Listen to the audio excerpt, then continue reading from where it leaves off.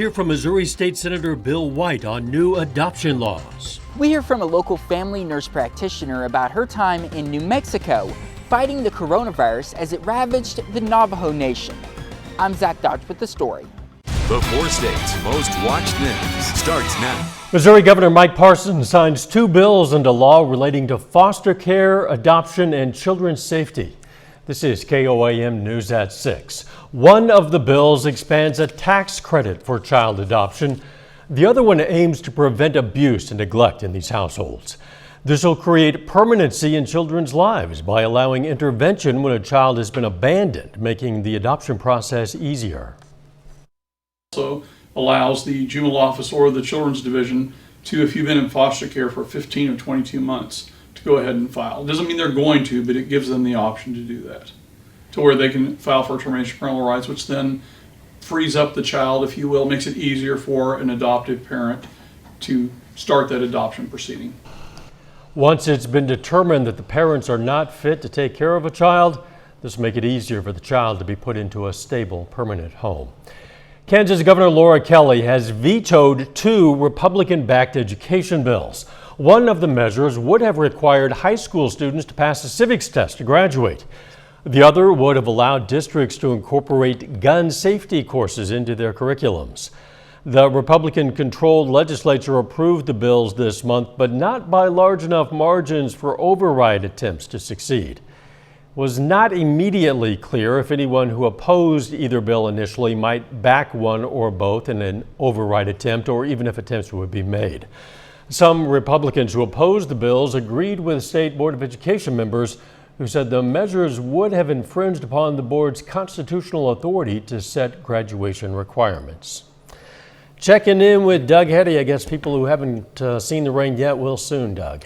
Yeah, showers, thunderstorms have been increasing over the past couple hours.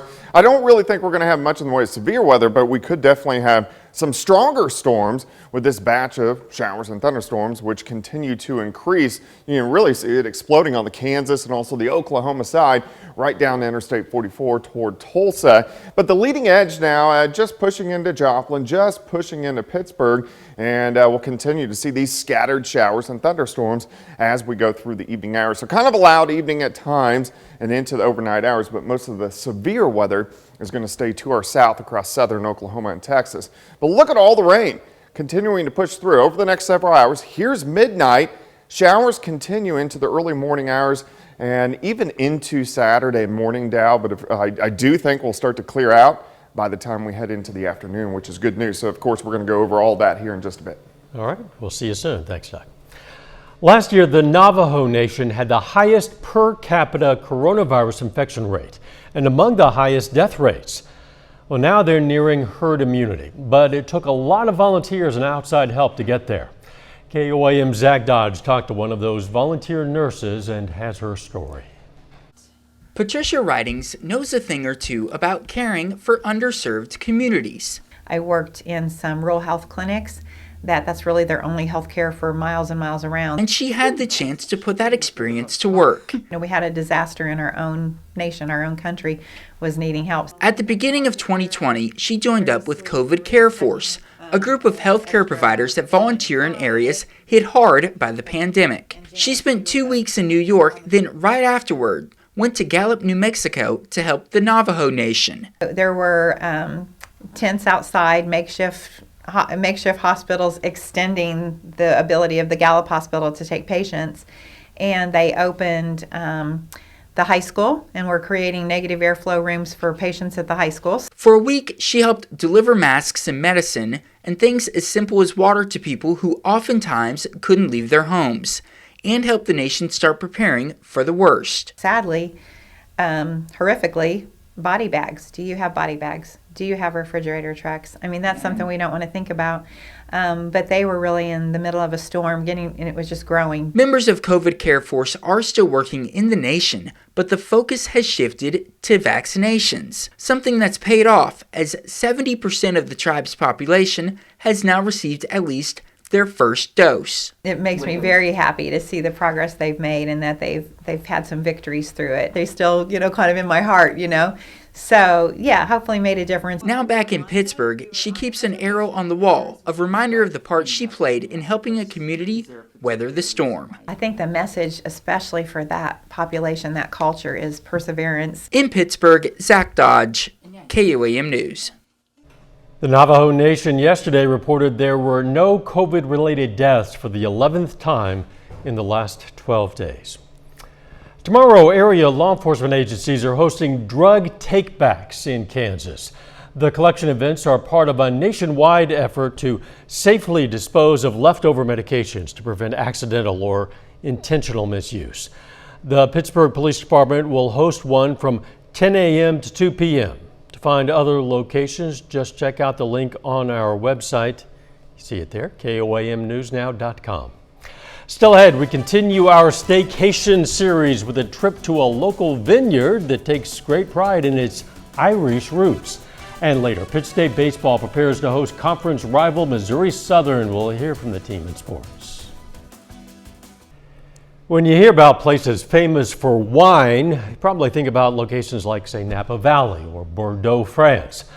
But what about Jasper County, Missouri? For today's four-state staycation segment, we sent KOAM photojournalist Liam Mandelbaum to a local winery that's not shy about its Irish roots. We're at Kiltoy Vineyards, out just north of Joplin, about 15 miles out in Oronogo. I heard about this place actually back in college. I had just turned 21, and Irv Langan had donated a bit of wine to Missouri Southern, and I was like, oh, this is an interesting place, and head up here, and just fell in love with it, and never went away. I don't know what I was thinking 20 years ago when I started this. I'm kind of like, oh my goodness. But it actually, for way out here nowhere, we do seem to get a pretty good crowd. I feel very much we're a tourist attraction. You know, it always shocks me. I talked to someone from Germany the other day. You know, you never know, show up if you have someone from out of state camping in your front, or if something's dramatic going on in the cellar, something's coming in, but it's always fun, always interesting, and someone always cool to meet here.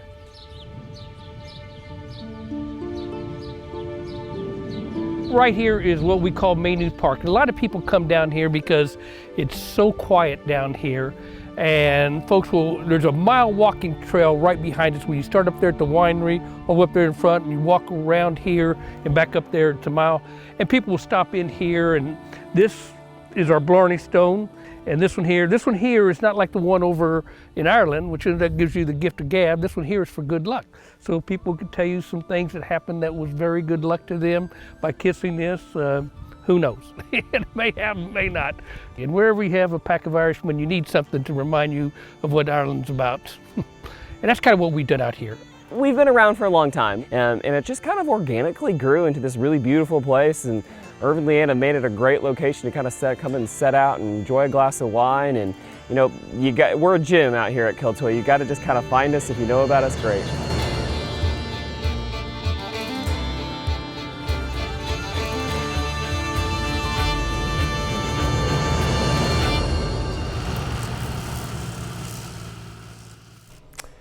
If you want to check out Kiltoy Winery yourself, you should know it's open Wednesday through Saturday from 11 a.m. to 6 p.m. and Sunday from noon to 5.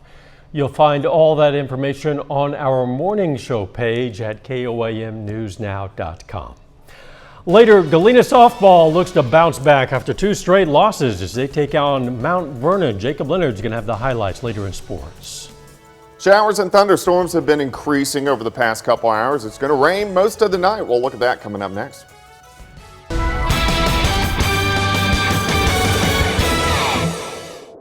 Well, we had a lot of clouds for us today, but temperature is a little bit better as we did go into the mid-60s for highs, and that's pretty much where we are sitting right now. We're going to drop back a bit, obviously, as showers and thunderstorms continue to increase. Most of us across the board are sitting into the mid-60s, and we didn't get much in the way of sunshine for us today, but we will see plenty of sunshine as we go into the weekend. Now, right now, kind of ominous looking clouds. We're looking south from the station as showers have been sneaking in. 65 easterly winds at about 10. Humidity is at 61%. And as we go through the evening hours, we'll slowly drop through the 60s into the 50s, but we're going to have periods of showers and thunderstorms really most of the night. Look at the rain really picking up Over the past couple hours, especially on the Kansas and the Oklahoma side, most of Missouri has stayed dry up to this point, but you can see how these showers are pushing off toward the north and to the east. And there are going to be a few embedded stronger storms, so you will hear some thunder, see a little bit of lightning out there.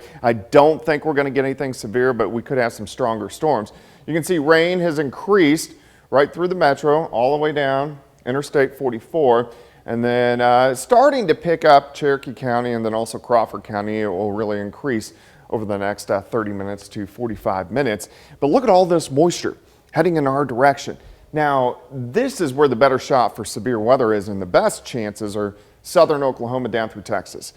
So again, I think we could get a few stronger storms, but I don't think we're going to have to deal with much in the way of severe weather out of this system. All right, here's 9 p.m. Everybody, really, showers, thunderstorms, heavy amounts of rain. Rain continues. We're looking at midnight. By midnight, we'll start to get on the back side of the system, a little bit cooler side of the system. So we won't have much in the way of thunderstorms, but we're going to have light to moderate rain. So here's 3 a.m. We'll head into the morning hours. 6 a.m., still scattered showers. And I think we'll continue to get scattered showers at least until about 9 or 10 o'clock in the morning. And then I think by the afternoon, it'll start to taper off just a bit. Rainfall, additional rainfall, I think most of us are going to pick up another inch, maybe 1.5 inches in spots, as this is a pretty wet system. All right, the rain starts to taper off. So here's about the noon hour. By the afternoon, we break out and we see sunny skies. If you want to get outside and enjoy tomorrow evening, it looks great. Temperatures very similar to what we have seen today. 51 to start, 58 by noon.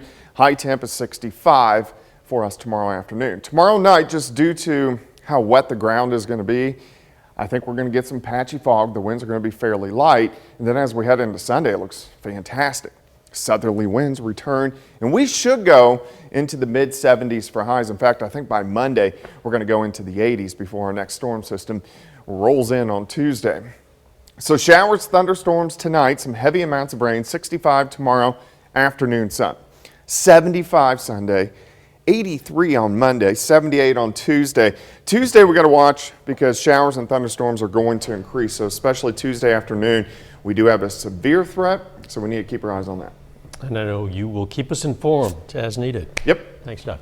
Hey, with those severe weather chances looming, now is the time to download the KOAM Skywatch weather app. You can get up-to-the-minute severe weather updates sent right to your phone. Doesn't cost a thing. It's in the Apple App Store, the Google Play Store. Download it right now. Just search for the KOAM Skywatch weather app.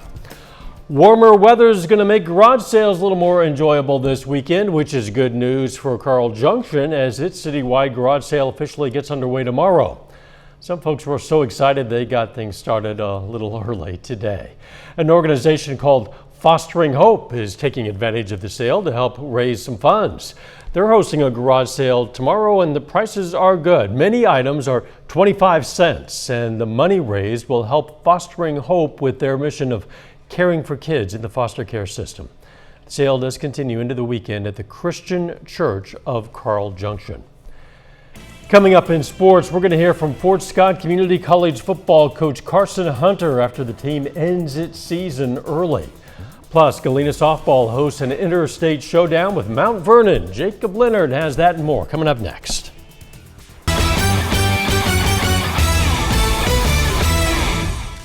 This weekend is rivalry weekend for Pitt State and Missouri Southern baseball. The Gorillas host the Lions for 3 games this weekend, starting with a doubleheader tomorrow afternoon. Now, these two teams are 2 of the best in the MIAA. The Lions are currently in 2nd in the standings with 9 to go. The Gorillas sit in 4th.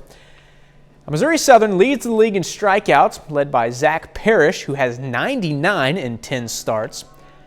So while Pitt State is one of the best offenses in the league, they know they're going to have to work for it to score this weekend.